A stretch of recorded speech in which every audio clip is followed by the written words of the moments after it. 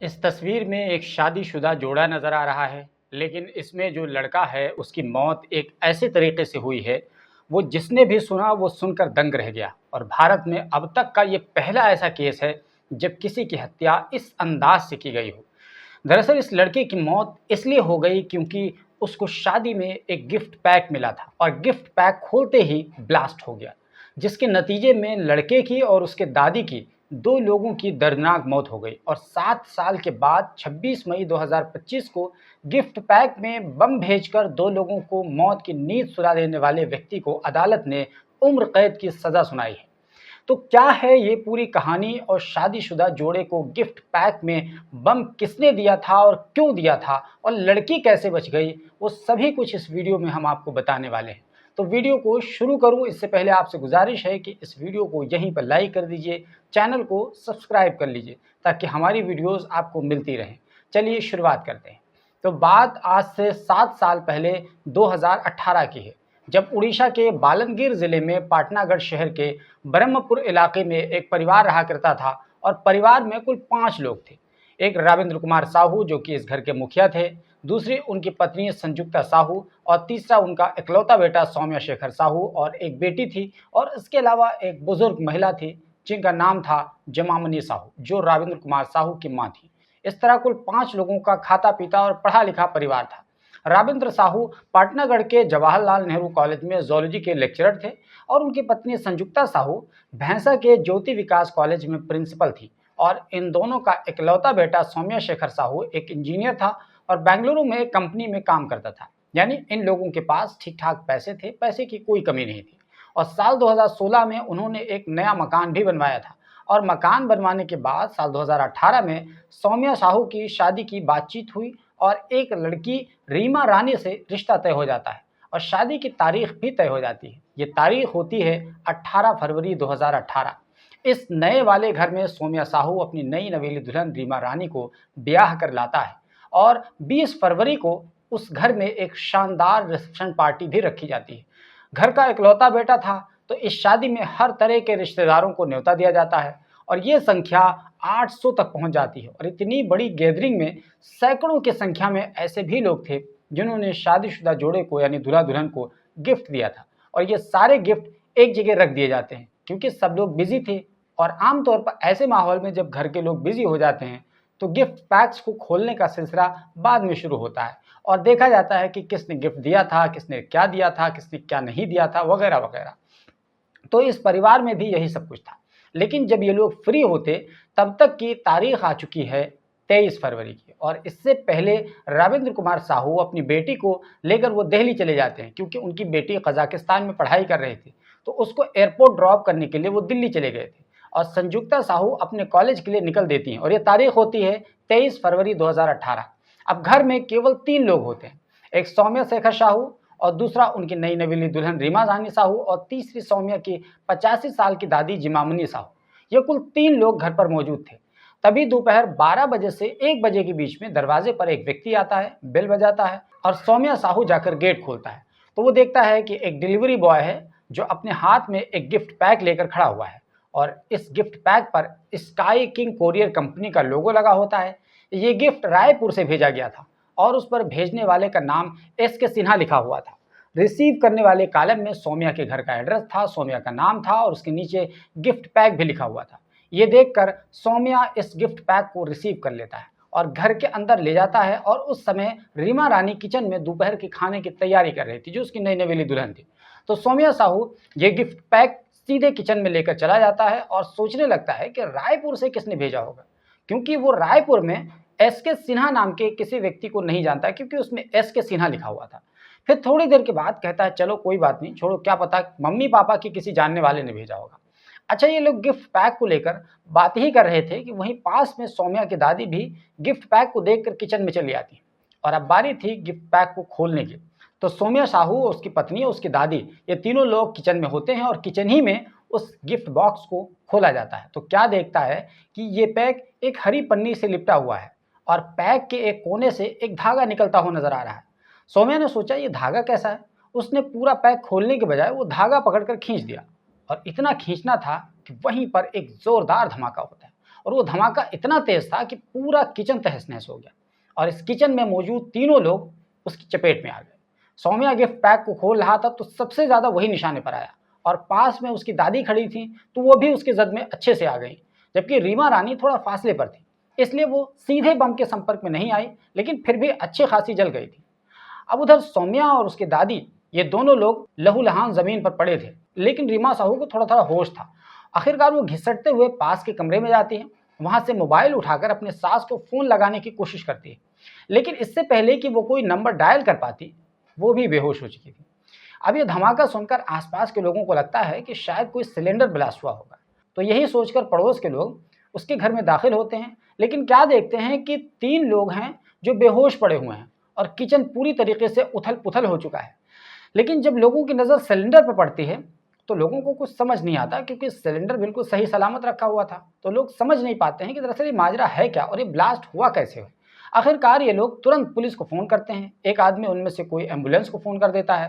साथ में सौम्या के मम्मी संजुक्ता साहू को भी संपर्क किया जाता है। एम्बुलेंस आती है, तुरंत तीनों को हॉस्पिटल ले जाया जाता है। लेकिन सौम्या की दादी हॉस्पिटल पहुंचने ही से पहले वो दम तोड़ देती है और बाकी 2 लोगों को यानी सौम्या और उसकी पत्नी को हॉस्पिटल में भर्ती करा दिया जाता है। लेकिन बाद में इलाज के दौरान सौम्या साहू की भी मौत हो जाती है। अब 2 लोगों की मौत हो चुकी थी। अब बाकी बचती है रीमा रानी साहू, जिसको एक दूसरे हॉस्पिटल में भर्ती करा दिया जाता है और वहां पर उसका इलाज किया जाता है। रीमा साहू की जान बच जाती है क्योंकि यह सिर्फ 40% ही तक जली थी और अंदर के जो ऑर्गन्स थे वो सही सलामत थे। बाकी सौम्या और उसकी दादी ये दोनों लोग 90% जल चुके थे और उनके अंदर के ऑर्गन्स भी जल चुके थे, इसलिए इन दोनों की मौत हो जाती है।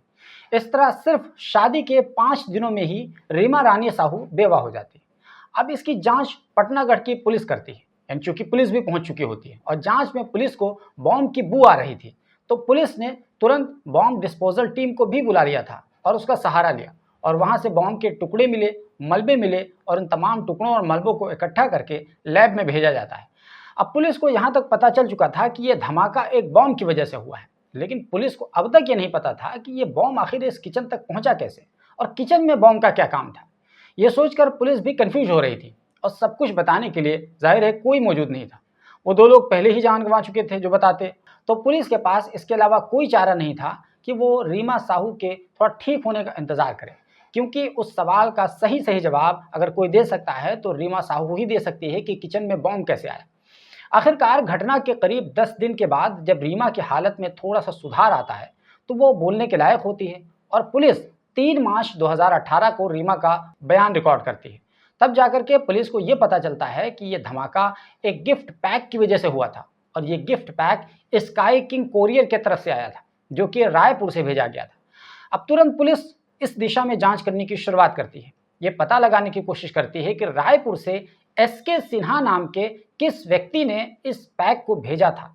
अच्छा, यहाँ पर पुलिस से एक गलती हो जाती है और गलती वो ये थी कि पुलिस ने मीडिया में ये बता दिया था कि गिफ्ट पैक भेजने वाले का नाम RK शर्मा है, जबकि उसके नाम के आगे SK सिन्हा लिखा होता है। शायद पुलिस को नाम पढ़ने में कुछ गलती थी क्योंकि हैंड राइटिंग में कुछ इसी टाइप का लिखा हुआ था, क्योंकि हैंड राइटिंग में टेढ़े मेढ़े ढंग से लिखा हुआ था, तो शायद पुलिस को इसी वजह से गलती हुई। हालांकि यही पुलिस की गलती बाद में चलकर असल कातिल तक पहुंचने में मददगार साबित हो जाती है। अभी मैं आपको बताता हूं, ऐसा लगता है कि कभी कभार ऊपर वाला भी गलती से कुछ गलती करवा देता है किसी से, ताकि वही गलती आगे चलकर सही बन जाए। तो खैर, इधर ये खबर मीडिया में खूब धूमधाम से चल रही होती है, क्योंकि इस तरह का ये पहला ऐसा केस था जब किसी ने गिफ्ट पैक को भेजकर किसी की जान ले ली हो। इसलिए इसको जिस किसी ने भी सुना वो दंग रह गया।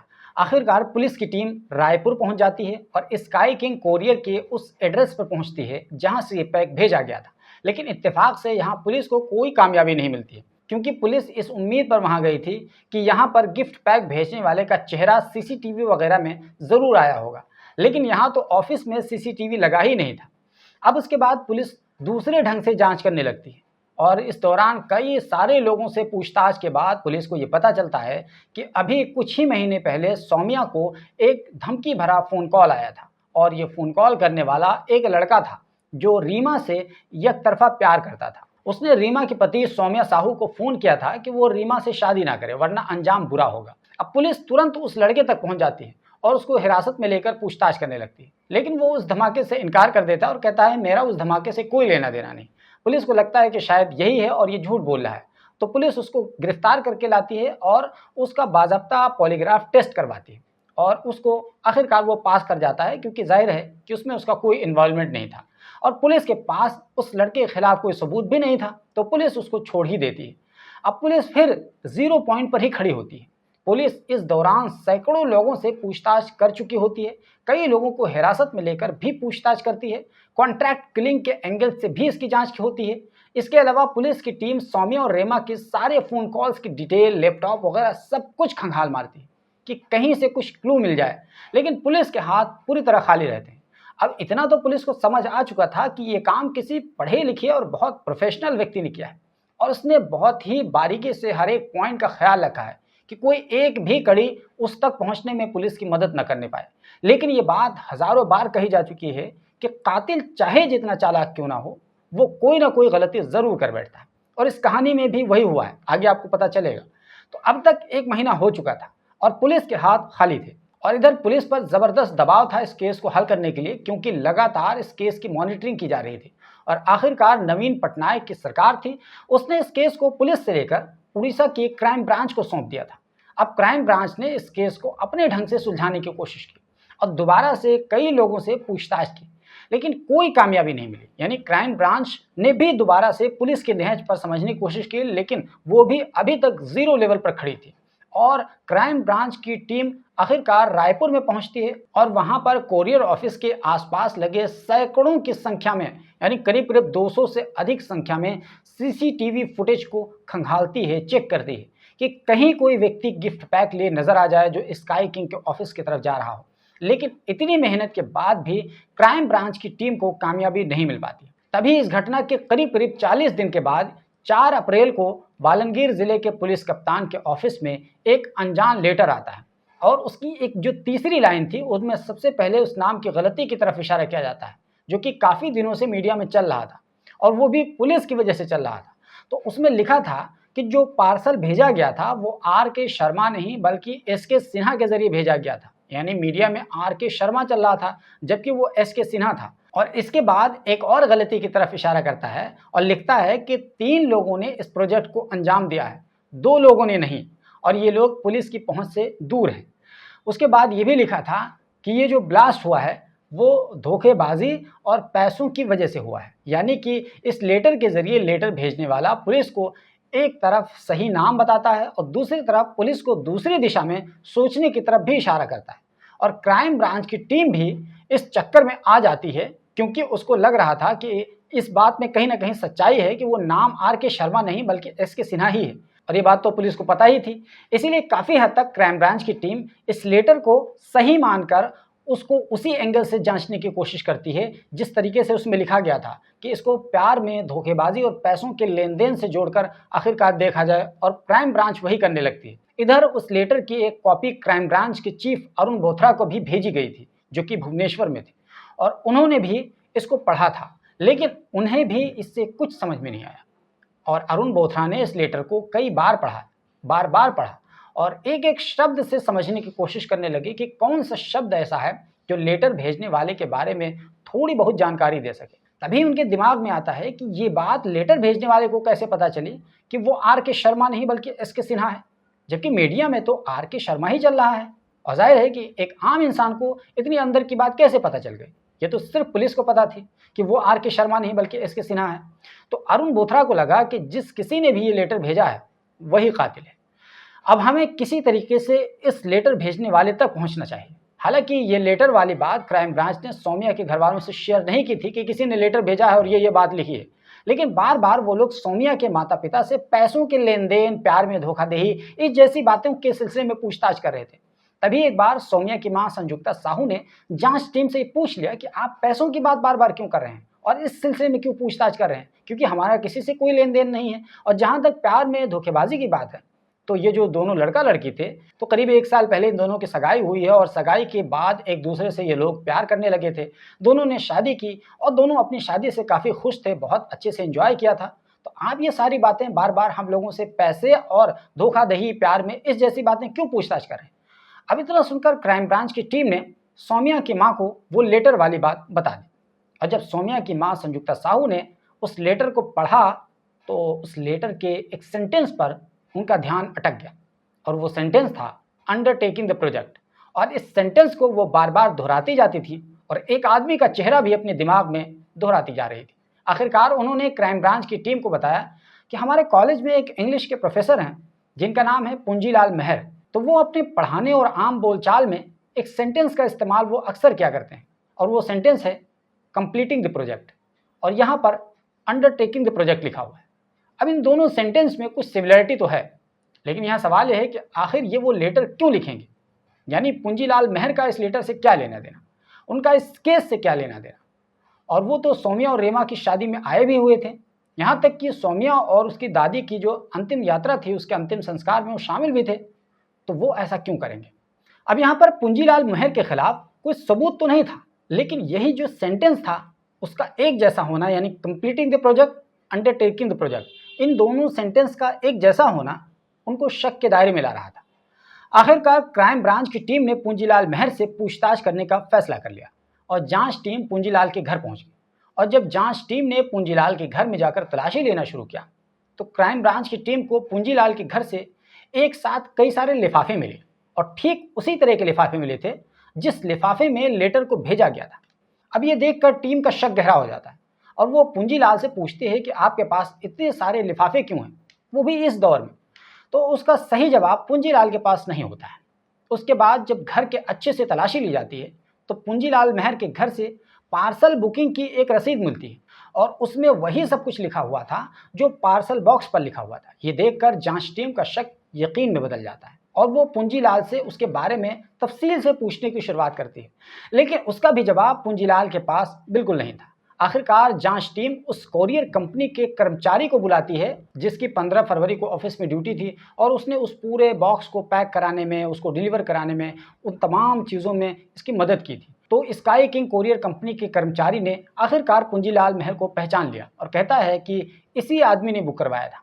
अब जब पूंजीलाल महर की सारी हकीकत खुलकर सामने आ चुकी थी और उसको लगने लगा था कि अब बचने का कोई चारा नहीं है, तो वो सारी बात खुलकर क्राइम ब्रांच की टीम को बताने लगता है।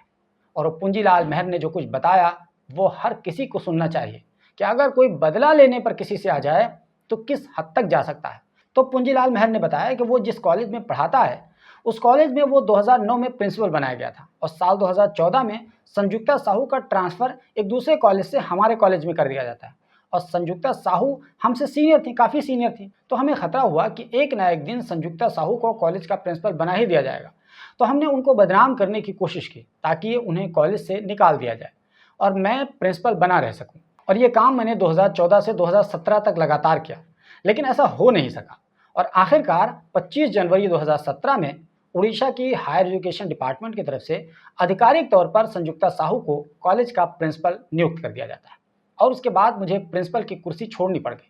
तो मुझे लगता है कि संजुक्ता साहू की वजह से मेरी प्रिंसिपल की कुर्सी गई है, तो इसीलिए मेरे मन में संजुक्ता साहू को लेकर दुश्मनी पैदा हो गई।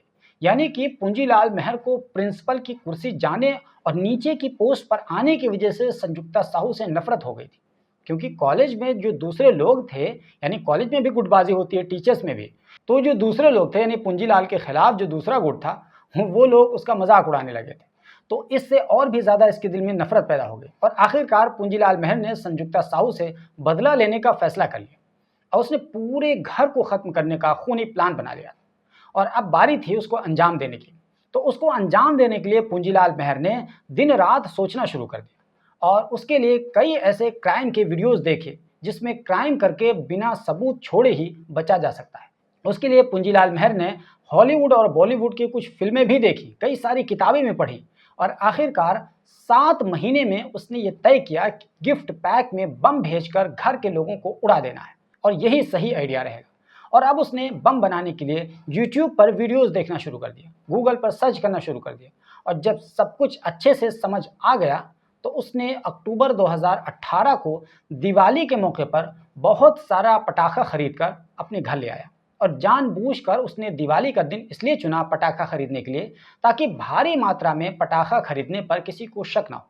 और इस पटाखे से उसने बारूद को अलग किया और जब लगभग 2 किलो का बारूद इकट्ठा हो गया तो उसको एक गिफ्ट पैक के हिसाब से उसने लपेटा और उसको अच्छे से पैक कर दिया और एक धागे का सिरा बाहर निकाल दिया ताकि जब इसको खींचा जाए तो तुरंत धमाका हो जाएगा। और इस दौरान ये पता चला कि 18 फरवरी को संजुक्ता के इकलौते बेटे सौम्या साहू की शादी भी है। तो पूंजीलाल को ये मौका बहुत मुनासिब लगा कि इस मौके पर अगर गिफ्ट देंगे तो किसी को शक भी नहीं होगा और काम भी हो जाएगा। हालांकि पूंजीलाल मेहर ने पहले दूसरे हवाले से गिफ्ट देने का फैसला किया था, ऐसे ही नॉर्मली, लेकिन जब उसको पता चला कि शादी है तो उसको लगा कि ये तो बहुत ही अच्छा मौका है और इतने सारे गिफ्ट आए होंगे, इसमें से किस गिफ्ट से धमाका हुआ किसी को पता भी नहीं चल पाएगा। तो इतना सब कुछ बारीकी से सोचने के बाद पूंजीलाल मेहर ने अपने प्लान को अंजाम देने का इरादा किया था और पूंजीलाल मेहर ने इस गिफ्ट पैक को उड़ीसा के बजाय वहां से करीब 200 किलोमीटर दूर छत्तीसगढ़ की राजधानी रायपुर से कोरियर किया था। और इस दौरान वो खुद अकेला ही बॉक्स को कोरियर करने के लिए गया हुआ था, ताकि किसी दूसरे को शामिल ना करना पड़ जाए, क्योंकि अगर दूसरा कोई शामिल होगा तो अच्छा खासा उसको पैसा देना पड़ेगा और कभी अगर वो किसी वजह से मुंह खोल देगा तो पकड़े जाने का डर भी था और वो ब्लैकमेल भी कर सकता है। तो इसीलिए पूंजीलाल ने ये सब कुछ अकेले करने का फैसला किया था और इस दौरान अपना मोबाइल भी पूंजीलाल ने घर ही पर छोड़ दिया था, क्योंकि उसको इस बात का अंदाजा था कि पुलिस मोबाइल के लोकेशन से भी पता लगा लेती है। तो मोबाइल को घर पर रखकर बिना मोबाइल के ही वो रायपुर चला गया और इस दौरान बिना टिकट के ही उसने यात्रा की, ताकि टिकट लेते वक्त वो कहीं काउंटर पर सीसीटीवी के फ्रेम में ना जाए। और इस तरह बचते बचाते वो पहले डीटीसी के कोरियर से भेजने का उसने फैसला किया था और वहाँ गया भी, लेकिन सीसीटीवी कैमरा लगा हुआ था तो उसने वहाँ एक रिक्शे वाले को पैसे देकर अपने पाले में लिया और उसके हाथों से ये पार्सल भेजने की कोशिश की। लेकिन जब रिसेप्शन पर बैठी वो लड़की पूछती है कि इसमें क्या है, तो इस रिक्शे वाले के पास जाहिर है कोई जवाब नहीं था और इस सवाल की तैयारी खुद पूंजीलाल मेहर ने भी नहीं की थी। तभी वो बाहर खड़े पूंजीलाल मेहर ने अंदर जाकर तुरंत बॉक्स को लिया और कहा कि नहीं हमें यहाँ से नहीं भेजना है, और इस दौरान उसने अपना मुंह बांध रखा था। और उसके बाद एक ऑटो के जरिए स्काई किंग कोरियर वाले के ऑफिस वहीं पास में पहुंच जाता है और जब यहाँ पता चलता है कि यहाँ पर सीसीटीवी वगैरह नहीं है तो ये इत्मीनान की सांस लेता है और आसानी से यहाँ पार्सल को अच्छे से बुकिंग कराता है, उसकी रसीद लेता है और वापस बिना टिकट के ही उड़ीसा के बालमगीर ज़िले में आ जाता है और उसी पाटनागढ़ शहर में रहने लगता है, क्योंकि वो वहीं का रहने वाला था। और ये पार्सल 15 फरवरी को ही बुकिंग की गई थी। हालांकि कोरियर वाले बॉय ने 20 फरवरी को ही ये डिलीवरी देने की कोशिश की थी, आ चुका था डिलीवरी, लेकिन जब इन लोगों ने देखा कि उस दिन बहुत ज़्यादा भीड़ भाड़ है, डिलीवरी बॉय ने देखा, तो वो लोग वापस चले गए थे। उन लोगों का कहा कि शायद ये मुनासिब नहीं है, शादी का घर है तो बाद में दे देंगे। और उसके 3 दिन के बाद यानी 23 फरवरी को दोबारा वो लोग आए थे। सोचिए कि अगर इस दौरान डिलीवरी हो जाती तो ना जाने कितने लोग मारे जाते। लेकिन 23 फरवरी को ये पार्सल डिलीवर किया जाता है। उसके बाद सौम्या पार्सल को रिसीव करता है और वो सब कुछ क्या होता है हमने आपको सब कुछ बता दिया। तो यूं कहें कि पूंजीलाल मेहर ने बहुत चालाकी से इस घटना को अंजाम देने की कोशिश की थी, ताकि किसी को शक भी ना हो और काम भी हो जाए। और यही वजह है कि वो खुद भी शादी में शामिल होता है, उसके बाद सौम्या और उसकी दादी के अंतिम संस्कार में भी शामिल होता है और झूठ मूठ का अफसोस भी करता है, आंसू भी बहाता है। लेकिन वो एक गलती कर बैठता है जिसकी वजह से वो पकड़ा जाता है, यानी कि उसने अगर लेटर न भेजा होता तो शायद पुलिस उस तक पहुंच ही नहीं पाती। आखिरकार 24 अप्रैल 2018 को क्राइम ब्रांच की टीम पूंजीलाल मेहर को गिरफ्तार कर लेती है और उसको हथकड़ी लगाती है और पूंजीलाल के मोबाइल, लैपटॉप सबको अपने कब्जे में ले लेती है और उसको गुजरात में भेज देती है उसकी फॉरेंसिक जांच के लिए। आखिरकार उसके लैपटॉप और उसके जितने भी इलेक्ट्रॉनिक गैजेट्स थे, उसकी जांच पड़ताल के बाद पाया गया कि उसमें से एक फ़ाइल यानी उसके लैपटॉप की एक फ़ाइल डिलीट की गई और वो वही लेटर था जिसको भेजने के बाद पूंजीलाल मेहर ने डिलीट कर दिया था। बाद में पुलिस उस रिक्शे वाले तक भी पहुंच गई जो डीटीसी के ऑफिस पार्सल भेजने गया था। उसके बाद क्राइम ब्रांच ने एक और काम किया कि पूंजीलाल को वो सारे मटेरियल दिए गए जिससे उसने बम को बनाया था, तो उसने कामयाबी के साथ उस मटेरियल की मदद से दोबारा से बम को बनाकर तैयार कर दिया, जिसकी वीडियोग्राफी भी की गई थी ताकि उसको सबूत के तौर पर पेश किया जा सके। आखिरकार पाटनागढ़ की क्राइम ब्रांच यूनिट ने 18 अगस्त 2018 को पहली और 30 जनवरी 2019 को फाइनल चार्जशीट लगाई और पूंजीलाल मेहर के खिलाफ कई तरह के चार्जेस लगाए गए। उसमें धारा 302 यानी हत्या, धारा 307 यानी हत्या का प्रयास, धारा 201 यानी सबूत के साथ छेड़छाड़ करने, मिसलीड करने और आईपीसी की कई सारी धाराएं भी लगाएंगी। तब बीएनएस नहीं था, तब आईपीसी की धाराएं चल रही थी और उन्हें आखिरकार जेल में डाल दिया गया। और इस दौरान पूंजीलाल मेहर ने कई बार जमानत की कोशिश की, लेकिन उसे जमानत नहीं मिली। आखिरकार 7 साल के बाद 26 मई 2025 को अदालत ने पूंजीलाल मेहर को उम्र कैद की सजा सुनाई है। हालांकि सौम्या के पेरेंट्स फांसी की मांग कर रहे थे, लेकिन कोर्ट को यह case rare of the rarest case नहीं लगा, क्योंकि मारने का तरीका तो ज़रूर अलग था, बिल्कुल रेयर ऑफ द रेयरेस्ट ही था, लेकिन जो मोटिव था वो पुराना था। यानी किसी से दुश्मनी करना, किसी से बदला लेना, किसी से जलन में, किसी से हसद में उसकी हत्या कर देना वगैरह वगैरह। तो इसीलिए फांसी की सज़ा नहीं बनती है। यहाँ सोचने वाली बात यह है कि एक पढ़ा लिखा इंसान केवल अपनी कुर्सी और पद के चक्कर में हत्यारा बन जाता है और किसी का पूरा हंसता खेलता परिवार जाकर उजाड़ देता है। माँ बाप का इकलौता बेटा चला गया, एक दुल्हन केवल 5 ही दिन से सुहागन से विधवा बन गई। एक इंटरव्यू के दौरान संजुक्ता साहू ने, यानी सौम्या साहू के माँ ने बताया था कि अगर ये बात पता होती कि प्रिंसिपल की कुर्सी उनके बच्चे की जान ले लेगी और उनका घर तबाह कर देगी, तो वो कभी प्रिंसिपल की कुर्सी को स्वीकार न करते। फिलहाल रीमा साहू की सर्जरी वगैरह हो चुकी है और वो अपने सास ससुर के साथ अपने ससुराल में रह रही है और उसने कहा कि वो अपनी पूरी ज़िंदगी अब इसी घर में अपने सास ससुर की सेवा करते हुए गुजारेगी, दोबारा किसी से शादी नहीं करेगी। तो दोस्तों, ये थी एक ऐसी कहानी जिसको सुनने के बाद हर कोई एक पल के लिए सहम जाता है।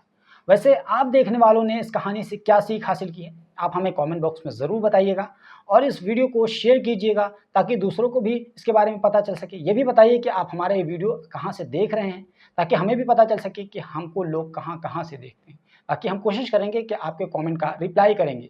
और अगर ये वीडियो यूट्यूब पर देख रहे हैं तो हमारे चैनल को सब्सक्राइब कर लीजिए, फेसबुक पर देख रहे हैं तो हमारे पेज को फॉलो कर लीजिए। मिलते हैं एक दूसरी स्टोरी के साथ।